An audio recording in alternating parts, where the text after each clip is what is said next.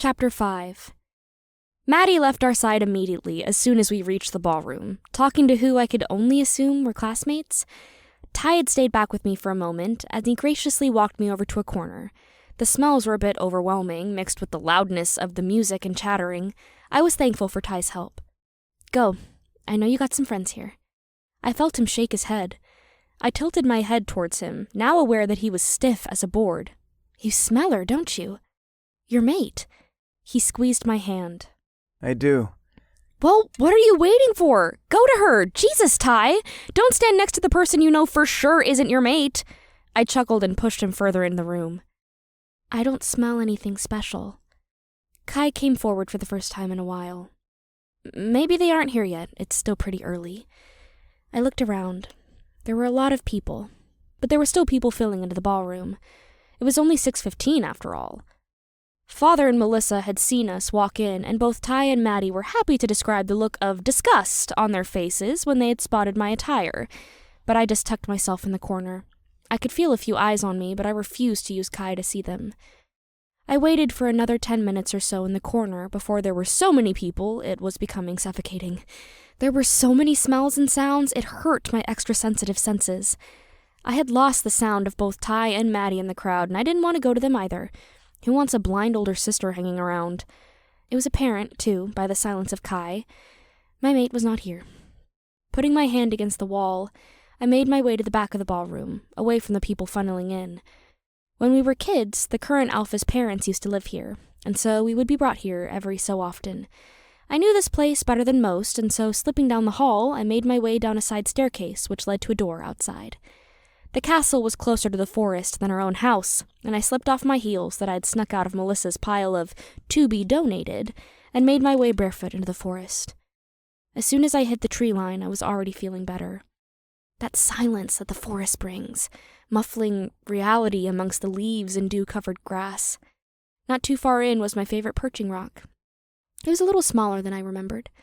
We used to play King of the Rock as children. Sitting on it now, my legs dangled off and just missed the small stream below. I adjusted my dress and just leaned back, soaking in the moon that would come through the trees. For a moment, the silence was interrupted by 2 very loud engines pulling into the castle, but they soon died down and the music and chatter from the party dissipated into the wind through the trees. It was a perfect night to be out in the forest. "Don't be disappointed, Kai." She huffed. "How can I not be disappointed? It's the first real chance we got to get out and see if we have a mate within the pack. A mate who would inevitably reject us." "You don't know that, Auri! Stop it!" I scoffed. She knew I was right. She wasn't willing to give up, though. I was thoroughly willing to give up. "Is what Ty said bothering you?" Kai said quietly. "You mean running away?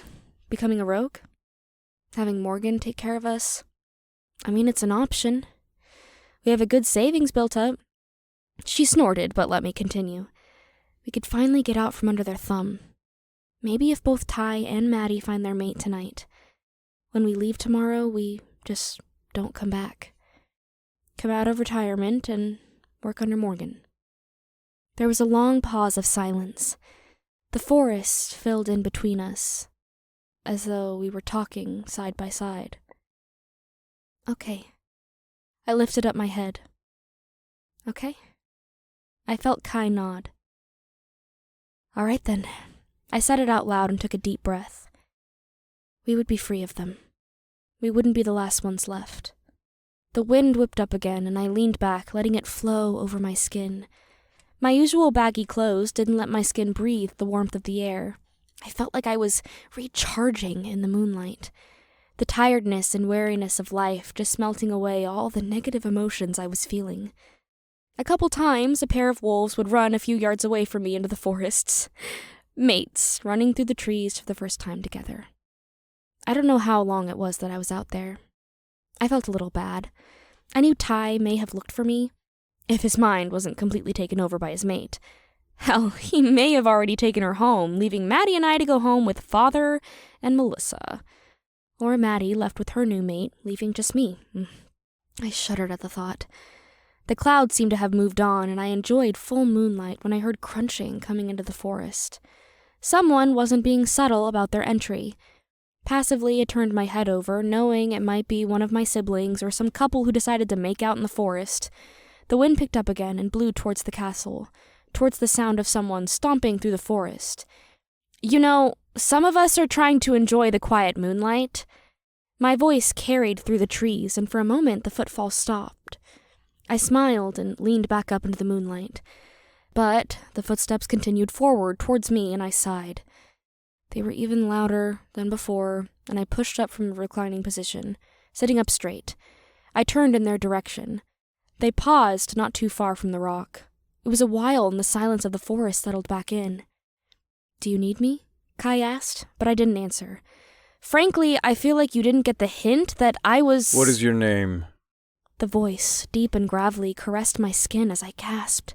I couldn't speak, couldn't move. I just sat there, the voice alone making my body react. I knew what this feeling was without an explanation. Kai cooed from the back of my mind. His voice growled this time. "What is your name, mate?" Finally, I managed to swallow my shock. "Auri. My name is Auri Meadows." "I finally found